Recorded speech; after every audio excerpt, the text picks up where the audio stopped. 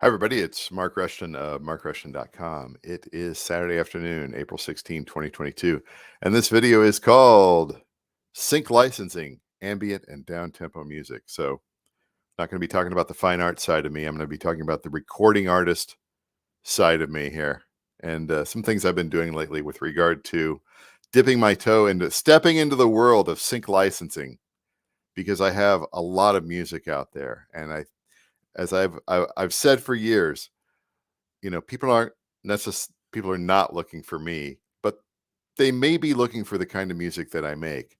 And that's what I want to be able to do here as far as setting myself up for success with trying to get my ambient and down tempo electronic music that I've been producing over the last 20 years, um, either affiliated with a um, licensing agency, micro licensing agency, either exclusive or non-exclusive, or however it's done.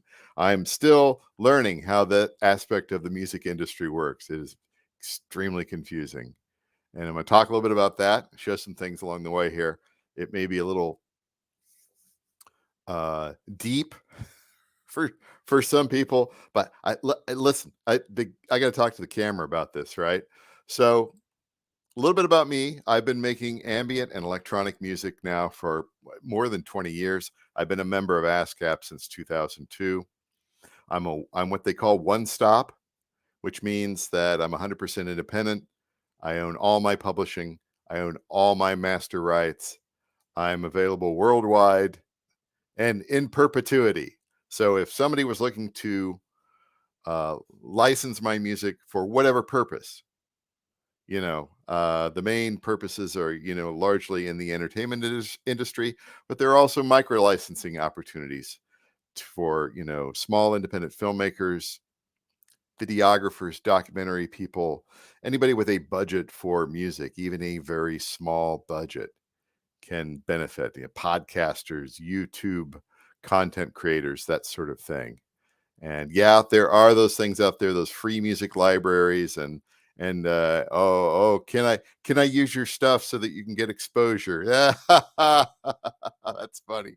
That's very funny. That's you're cracking me up here. But I have over 2,500 titles, 900 plus ambient, 1,200 plus environmental. And that includes things like rain and thunder and crickets, wind, highway sounds, city sounds, all that sort of stuff, and 300 down tempo beats, and then scattering of comedy, humor, cut up technique, um, that sort of humor, that sort of thing, funny stuff. Because you gotta have fun in life, right? I have a disco account, and I'll show you that here in a second. Here, it's my Rushton is my name on disco. Um, all of my stuff is in an Airtable database. So all my titles and all of my ISRC codes, UPCs, and stuff like that are out there. I'm still working on the ISWCs and the artwork and all of the metadata. It's 2,500 tracks, man. It takes a long time, but it's Airtable is a fantastic thing. I use it in conjunction with a template called Gizmo. I use the paid version called Gizmo Plus. Absolutely fantastic. Really makes a difficult job much easier. And of course, I have my ASCAP writer IPI and publisher IPI. I also use Songtrust for worldwide mechanical and publishing royalty collection. That's on the streaming audio side.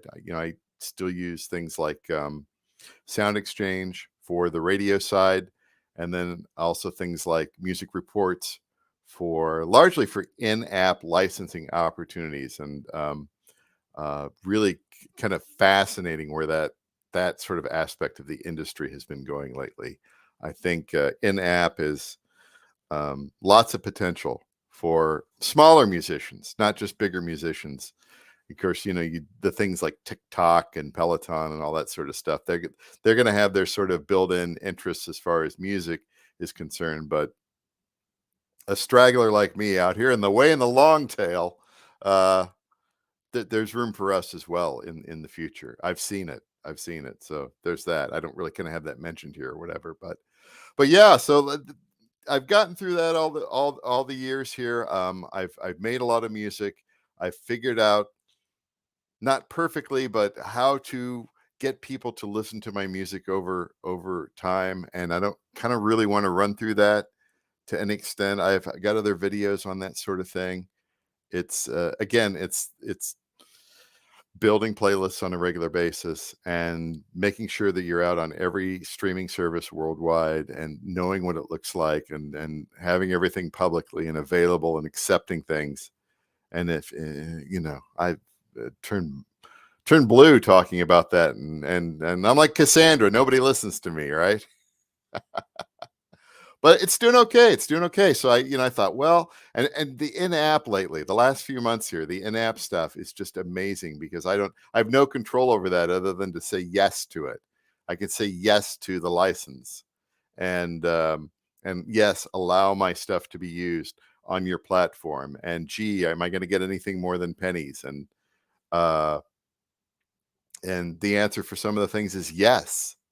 And I'm just completely fascinated by that. I really kind of think it's kind of still kind of ground floor territory there. And so if random people from around the world within apps are choosing my music for I don't even know why or how, then I would think that since there is a considerable amount of interest that way, then there would be a music, what's the term? A music, not music professional, but music supervisor, somebody who is looking for music for whatever purpose, in a video or film or audio or podcast or whatever. Content is kind of the main thing. If you're looking for the right sort of thing, then if random people around the world are choosing it, then I think possibly it may have a market there on the synchronization side. So that's why I've dipped my toe into. I've gotten all my stuff largely in order here. I've got the terms out down, and then I've started to build things like these playlists and disco here, which I have embedded on my website, markrushton.com. You just go into music services and you can play them. You can play them out there. I don't have the system audio hooked up here, but I figured out, how to make these and how to put lots of metadata and all the codes and stuff in there. And it's just a snapshot of music that's grouped together, that's of a particular style.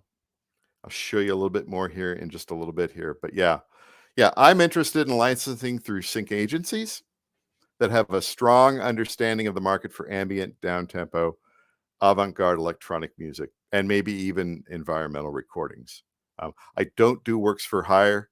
I can't just, snap like, can you make something kind of jazzy or whatever? No, I don't. I wouldn't call myself a musician. I'm a recording artist. And then, of course, the fees in the back end depend on a variety of factors. I'm only interested in licensing of my catalog that offers back-end royalties, which is the writer's share. Anything on my label, anything I've released, I own 100% and it's controlled by me. And my music is my catalog is not in any music libraries. I just don't think that I'm kind of compatible for that sort of thing. I would want to work out a deal, preferably with a sync agency, something that can work on my behalf, can find those people within the industry who are looking for the type of music that I make. Sort of ambient, the bubbly ambient, the down tempo, the slightly avant-garde-ish, has its place sort of sound. And of course, most of my music is kind of created live, so stems are not really available. Keys are often not usually available. I'm not a musician. I'm not playing in a key or anything like that. I may start in a key, but then I do so much processing and everything like that. Who knows where it leads to, right? And but certain things like tempos and beats per minute, that can be determined ahead of time, or there are computer apps that do that sort of thing. And of course, my catalog's available in 16-bit 44.1 kilohertz wave or FLAC. If you need a 48 kilohertz wave or AIFF format, I can make those very quickly. And of course, you can always contact me as well. Let's take a look at the disco side of things here. So I started a disco count, I think it was in December 2021, and I have maybe 80 tracks out there. Largely my ambient stuff, also some down tempo, also some avant-garde-ish stuff that kind of is also on the ambient side. And I also a member of Discovery Suite out there, and auto tagging tracks and music supervisors. If they're looking for me and at least 80 of my tracks, they can find me out there. I'm at Rushton, right up here, rushton.ac.com. Rushton.disco.ac. Or if you're, what I mean is if you're in disco, just look for Rushton and you can find me. That's what I mean. But yeah, I've made playlists out here, and the tracks are all tagged and everything like that. You've got my contact information and everything on there. So I've done this aspect of it here, and I'm starting to I believe I'm going to be at the point here where I'm going to be submitting to agencies, and that takes a lot of time, and that's a lot of I know that's going to be just constant rejection. I'm okay with that. That's fine. But who knows? Who knows? And that's why I make these videos here to the random person that's happening upon here. What are you doing? What am I doing? I don't know what I'm doing. Right? There's no, and I'm going to talk about that here in a second here, like how tough it is for musicians out there. Now I've figured out for the most part disco, but it's a confusing app, particularly as you add additional features on there, like the Discovery Suite libraries. Really interesting and really powerful, but I don't know who's looking, how they look, all that sort of stuff. I don't know whether all of my stuff is, best practices or industry standard or anything like that. And I am kind of back and forthing with another musician who's almost at the same level in disco as me. So and then you contact disco, and their support is good to an extent, but they don't it looks like they don't do anything like an evaluation or go through and see if you've got it built to a certain extent. Like, do I have all the little toggles and the check boxes? Like, because there's a lot of listen, I've been testing software in my day job for over 25 years.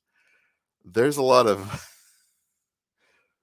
duplicated clicks and buttons and settings and everything like that. And I'm learning it, but it's not easy. And I've worked on some extremely difficult applications over the years, and it's easy to get started. But once you try to get everything out there in a particular format,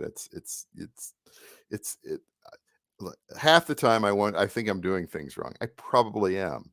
That's, and to get around that, you have to, have experience and interact with other people. And I don't have anybody on my level that I can talk to in the neighborhood. That's why I'm talking to the camera here, right? So there's that. But I was thinking the other night,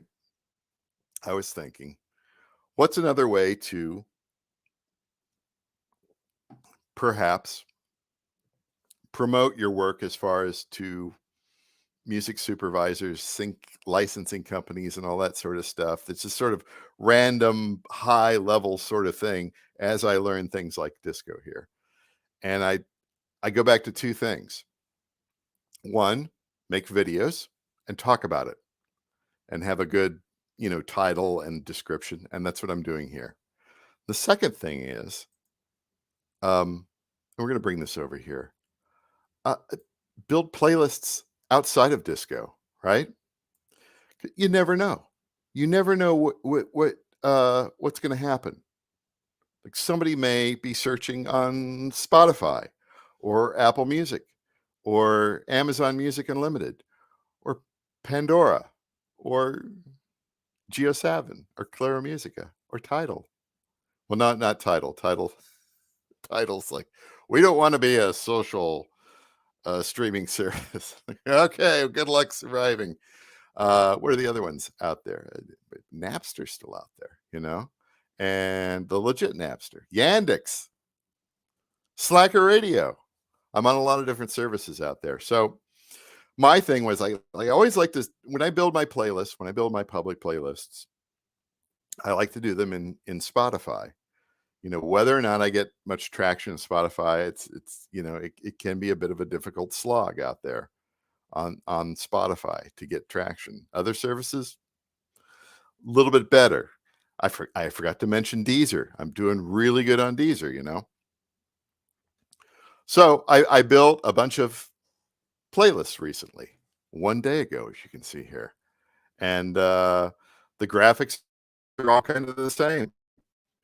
In this case, the ambient sync music. There's a picture of me.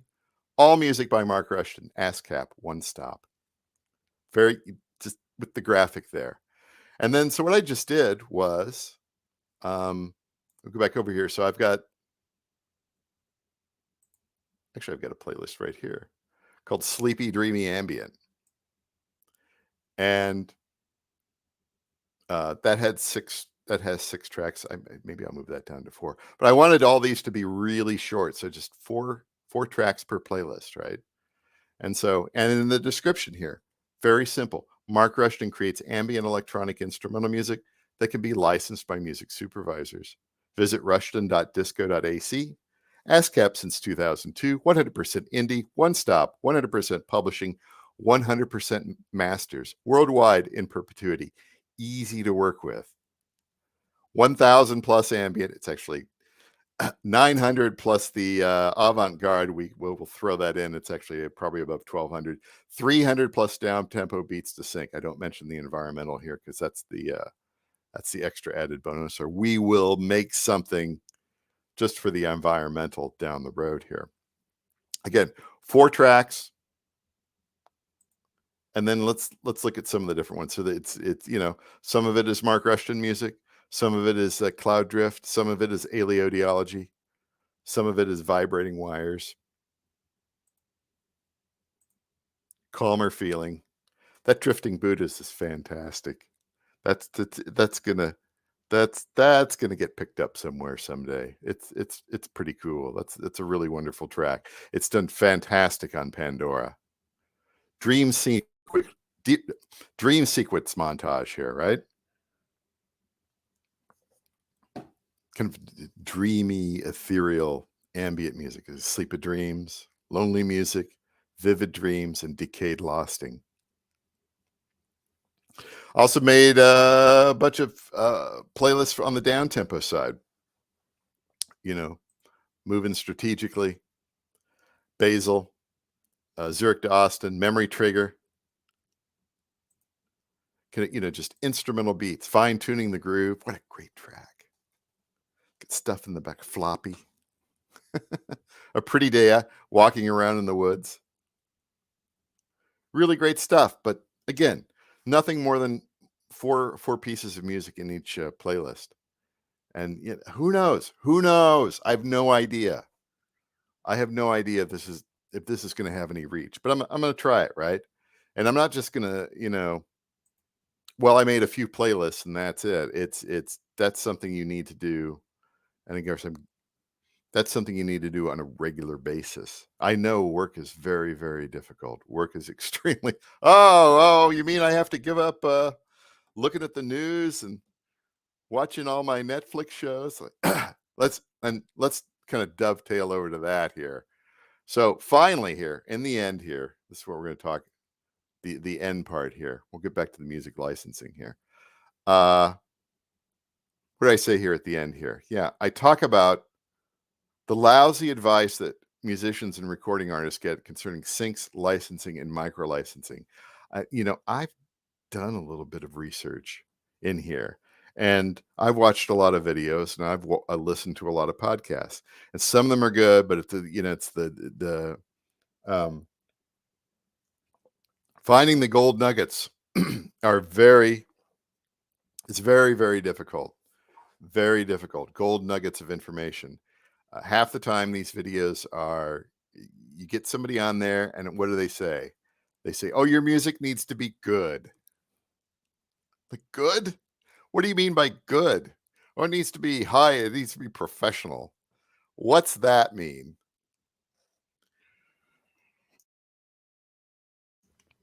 And they also say, they don't say you need to have certain titles, or it needs to be of a certain length, or it needs to have metadata, or it needs to be in 44.1 kilohertz versus 48, or an AIFF, or they don't say that. It needs to be good. It needs to be produced. You have to have stems. You do? What if you don't have stems? I can't just make the souffle here for you guys, right? So I've seen a lot of stuff like that. And then the other talk that they do when talking to the newbies, which would be like me, the people that are just getting into this synchronization licensing, they always talk about the Super Bowl commercial or the Nike ad or the Disney trailer or something like that. That is so unrealistic. I'm just going to say that right now. I know someday I'll be offered something like that. I'll have to eat my hat. That's fine. That'll never happen. That'll never happen. But I almost every single podcast and video and discussion about sync licensing is that is like finding the winning lottery ticket on the ground, right? That's not going to happen. It's not going to happen, and it's even if you are aiming for that sort of thing, that's going to take a lot of work. You're not the only one in the world that wants that Super Bowl commercial or that Disney trailer or that Netflix series inclusion or whatever. And to so many of these agencies, they don't tell you what they're interested in. They're well, we like the hip hop and the indie rock and all that, and the extreme and the metal and all that, and ambient. Like you all like what? Are you sure? You sure? What? Where's the right place for me as far as ambient is concerned? I have no idea. Oh, you know what you need to do? Here's the other stuff that I see in the advice sections. It's like, oh, what you need to do is you need to go watch like the top streaming shows on Netflix or Hulu or whatever. You need to go and then listen to the music, right? And then what you need to do is you need to go to IMDb and find the music supervisor and spam them. Right? Well, they don't say spam them. You're supposed to do things a particular way. It's like, I'm not going to do that. I'm not going to do that. Everybody's doing that. I'm not. No way. Are you kidding me? My wife told me a story. She saw the writer Martin Amis many years ago talking, giving advice to writers, and he was just like, "Just don't be like everybody else. Just don't follow the crowd. Don't be like everybody else." And so, yeah, when I see that sort of stuff, I just immediately just tune out. I just absolutely tune out when I start hearing the Nike ad, Disney trailer, Super Bowl. Like, you know what? I'll never be Prince. I'm never gonna do Purple Rain in the rain or be in an ad or anything like that. That's just not. That's unrealistic. I'm happy. Listen. I'm happy with the guy who's got like this a small budget for that. Up and coming YouTube artist that needs a little bit of music for beds here and there. Doesn't want to deal with the free music library that everybody else is using, or gets caught up in the content ID stuff or whatever. I don't want to be. I want to be looking the wedding videographer again that's got a small budget for music. I'm perfectly fine with that. the local this or that advertising agency, looking to a regional advertising agency that's looking for something. They've got, that beautiful drone shot or something like that, and they need a soundtrack underneath it, and they're not quite sure what. Listen, I've gone out to those music libraries. I have listened to what they call ambient out there. It's the uh, that's fine for what it is, but I do something a little bit different, as do a lot of other ambient artists that I listen to, and I'm just like, you know what? I think I have a place at the table here. It's just like I don't know who else is coming to the table. Oh. Here's the last one. Here's the last. If you made it this far, it's worth hearing this one. What's the other one I heard the other day? Oh, you know what you need to do? You need to think like a music supervisor. You need to think like a music supervisor. And I'm just like, wait, what you tell? I'm not a music supervisor. How would I think like a music supervisor? I have never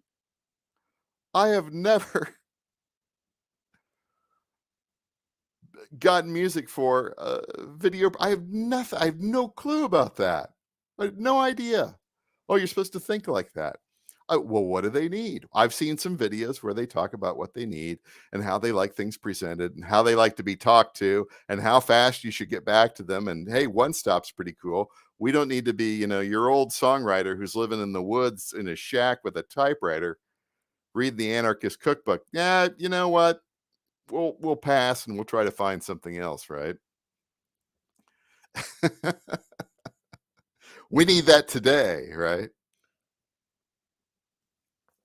Or these services that, hey, we don't pay anything up front, and we're not going to pay anything in the back end either. We're just gonna, you're going to get exposure.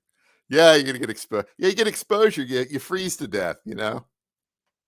Only play for money, honey. So yeah, that was hilarious. You need to think like a music supervisor. I was like laughed when I heard immediately, like your advice sucks. Your advice sucks. Now, if I was a music supervisor and then I decided to, change teams and become a music recording artist or a musician to some degree, that's different. That's different, right? Then you've had that sort of experience with that. That just killed me. It killed me. It's like, and this video, these videos have like, 7,000, 12,000 views. I'm like, who's watching this?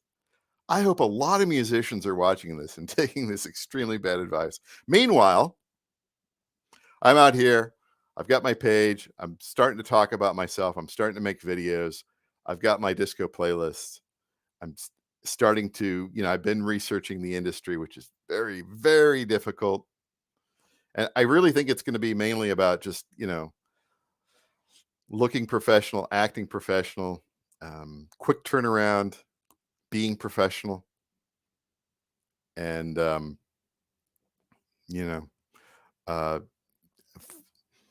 finding somebody who's looking for the kind of music that you make. That's probably about it. Anyway, we're getting close to 30 minutes here. I can't believe that people have hung out and watched this here. This is a bit of a long ramble here, but it's something that I needed to talk about. Yeah. As I continue to dip my toe into the world of sync licensing with my catalog. And really, yeah, mainly, I think at this point in time, yeah, I'm not interested in libraries. I am interested in agencies, micro licensing agencies, whether or not exclusive. Well, that's pie in the sky, but non-exclusive, that'd be cool too. Particularly if the agency has dealt with ambient-ish and avant-garde sort of stuff that's already ready-made off the shelf. Like if somebody came to me and said, I need something that's sort of like this, I can easily go into my catalog and this, right? Here's a quick playlist. Or yeah, I don't do that sort of stuff, right? And move on, right? So that's a possibility. Anyway, that is it for today. Sync licensing, ambient, and down-tempo music. That's where I just pouring my heart out here. What can I say? My website's markrushton.com. You want to contact me, The contact information's out there. And of course, at the bottom of every single page, I got my voicemail number and all that sort of stuff. So I'm easily reachable. Yeah, we go down here. Go down here. Right here at the bottom of the page. Yeah, contact me. Got a voicemail, got my email, all that sort of stuff. So thanks for watching, and talk to you later.